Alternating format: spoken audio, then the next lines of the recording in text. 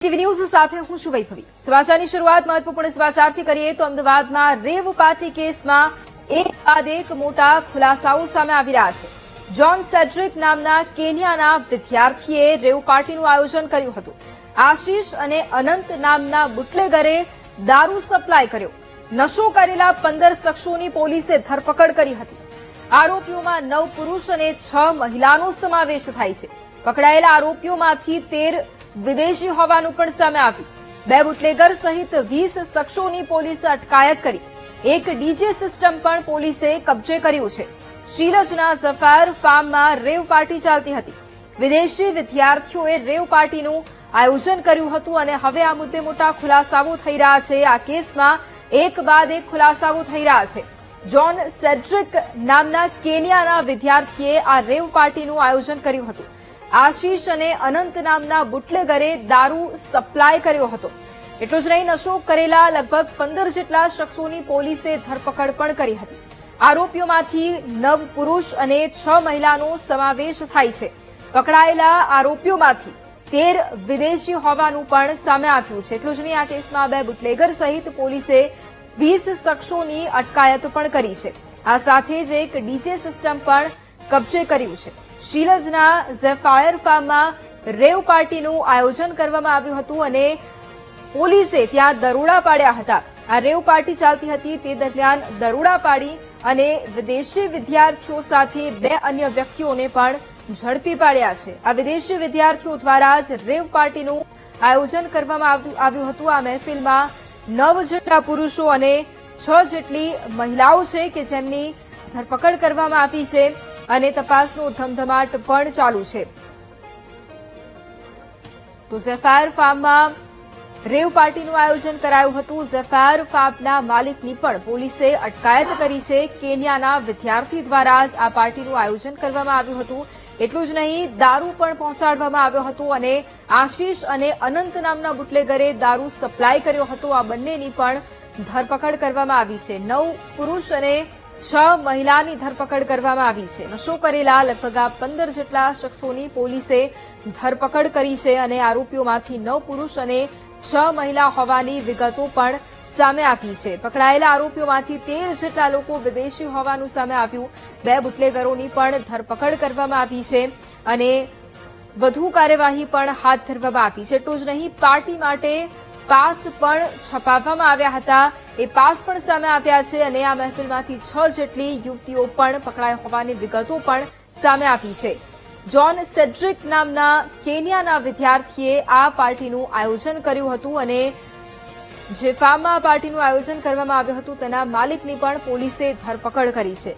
2 bootlegger આશીષ અને અનંત નામના વ્યક્તિઓની પણ પોલીસે ધરપકડ કરી છે અને તેમની સામે પણ કાર્યવાહી હાથ ધરવામાં આવી છે। એટલું જ નહીં, ડીજે સિસ્ટમ પણ અત્યારે પોલીસ દ્વારા કબજામાં લેવામાં આવી છે। પાર્ટી માટે પાસ પણ છપાવવામાં આવ્યા હતા અને પોલીસ દ્વારા રેવ પાર્ટીનું જ્યારે આયોજન થઈ રહ્યું હતું એ દરમિયાન દરોડા પાડવામાં આવ્યા હતા। અમદાવાદના શીલજ વિસ્તારમાં રેવ પાર્ટી ચાલી રહી હતી અને તે સમયગાળા દરમિયાન પોલીસે દરોડા પાડ્યા હતા, જેમાં વિદેશી વિદ્યાર્થીઓની ધરપકડ કરવામાં આવી છે અને જેમાં 2 બુટલેગરો પણ શામેલ છે। 20 એનઆરઆઈની ધરપકડ કરવામાં આવી છે।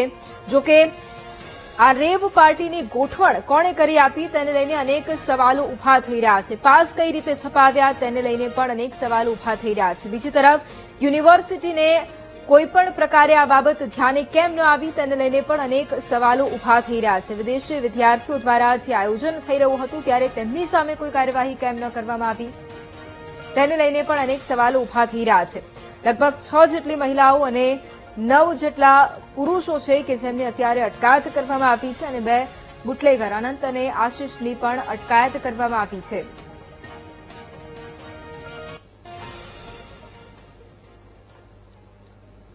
અમદાવાદ ગ્રામ્યમાં શીલજમાં ચાલતી દારૂની મહેફિલ અને હુક્કા બાર પર પોલીસે રેડ કરીને વિદેશીઓની ધરપકડ કરી છે।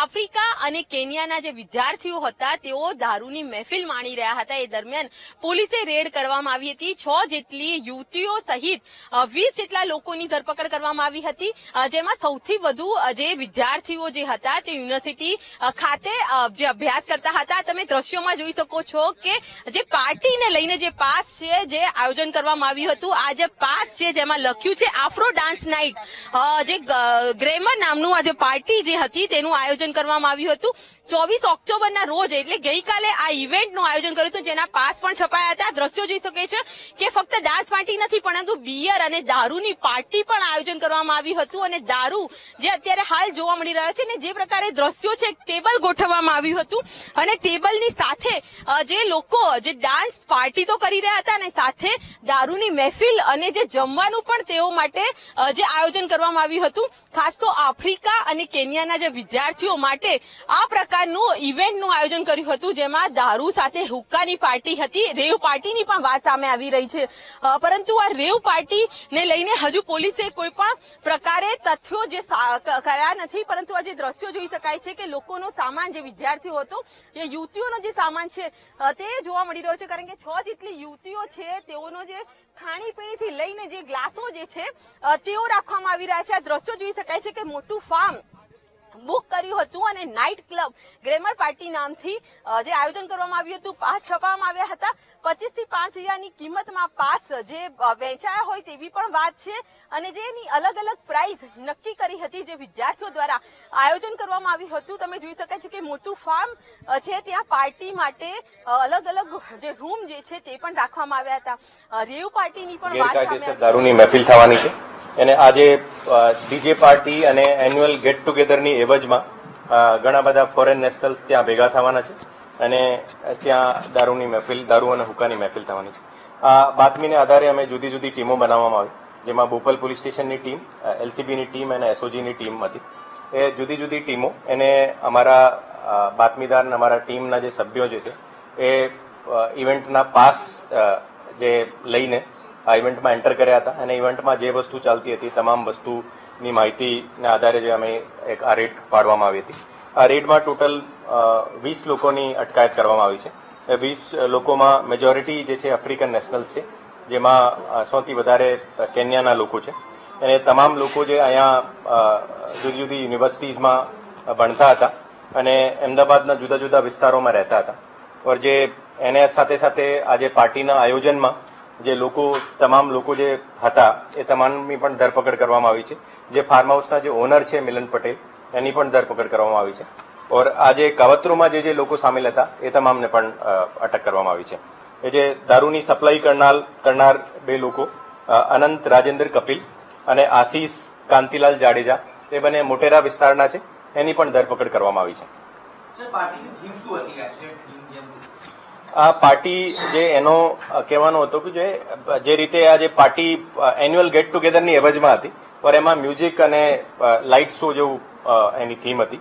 અને સાથે સાથે પછી પાછળથી જાણવા મળ્યું છે કે એમાં દારૂ પણ સર્વ કરવામાં આવશે.